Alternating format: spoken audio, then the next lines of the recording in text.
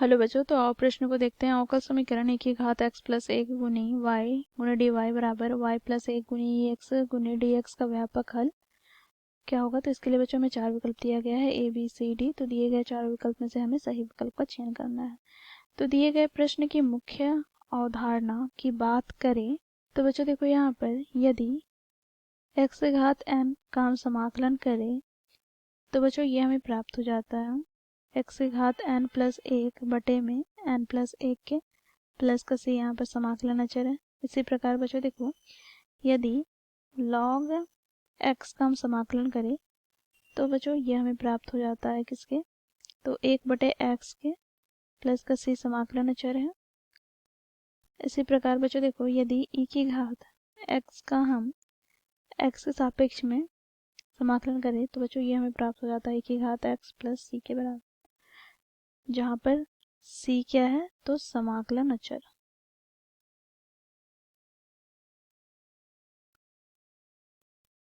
तो बच्चों इस मुख्य अवधारणा की सहायता से हम दिए गए प्रश्न को हल करेंगे।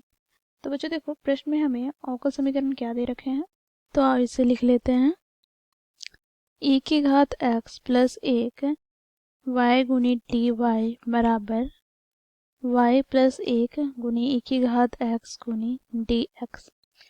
बच्चों देखो यहाँ पर हम क्या करेंगे, तो चर का पृथक्करण विधि द्वारा अर्थात बच्चों x चर को एक साथ और y चर को y के साथ करके आगे इसे सॉल्व करेंगे, हल करेंगे। तो यहाँ से हमें प्राप्त क्या हो जाएगा, तो यहाँ से बच्चों देखो हमें प्राप्त हो जाएगा e की घात x बटे में क्या आ जाएगा, तो e की घात x प्लस एक गुनी डी एक्स बराबर यहाँ पर बच्चों y बटे में y प्लस एक गुनी डी वाई। बच्चों इसे हम इस प्रकार भी लिख सकते हैं, देखो y प्लस एक माइनस एक कर दे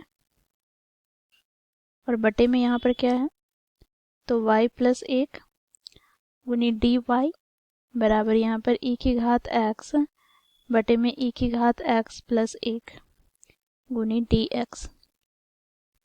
अब बच्चों देखो यहाँ पर दोनों और हम समाकलन कर देते हैं, तो यहाँ पर हमें प्राप्त क्या हो जाएगा, तो y प्लस एक से y प्लस एक कटेगा तो यहाँ से हमें प्राप्त हो जाएगा डी वाई माइनस यहाँ से बच्चों देखो एक बटे में y प्लस एक डी वाई बराबर यहाँ से बच्चों हम मान लेंगे, माना e की घात x प्लस एक बराबर t। दोनों और हम अवकलन करते हैं तो यहाँ से हमें प्राप्त हो जाएगा e की घात x गुनी डी एक्स बराबर डी टी।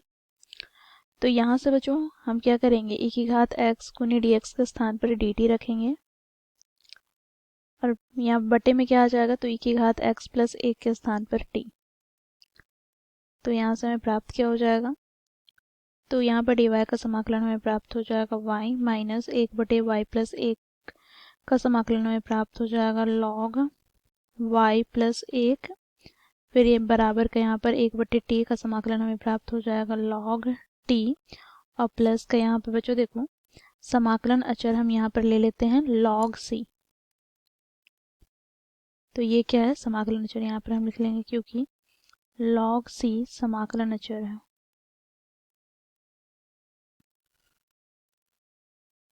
अब बच्चों देखो यहाँ पर हम क्या करेंगे, तो बच्चों देखो यहाँ पर हम मान रख लेंगे।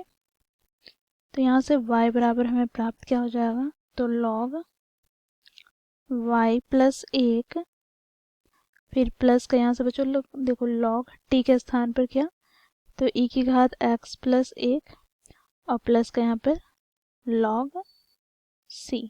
ठीक है। अब बच्चों देखो यहाँ पर हम जानते हैं यदि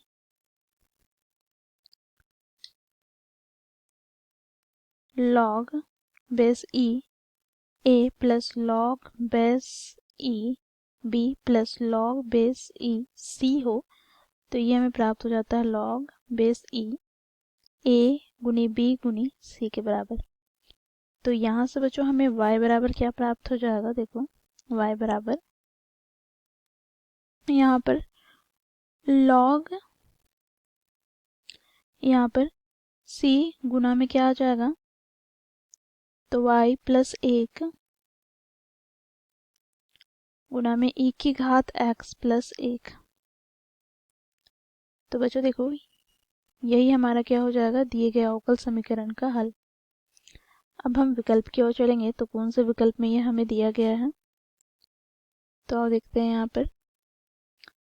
तो यहाँ से बच्चों देखो, ये विकल्प बी में दिया गया है। बच्चों देखो, के के स्थान पे हम लोगों ने सी लिया है, ठीक है। तो y बराबर log के अथवा सी दोनों ही ले सकते हैं, क्योंकि ये समाकलन अचर है। और y प्लस 1 गुनी e की घात x प्लस 1। तो विकल्प बी हमारा सही विकल्प हो जाएगा, बाकी विकल्प गलत हो जाएंगे। तो इस प्रकार हम लोगों ने मुख्य अवधारणा की सहायता से दिए गए प्रश्न को हल किया। आशा करती हूँ आप लोगों को यह प्रश्न समझ में आया होगा। धन्यवाद।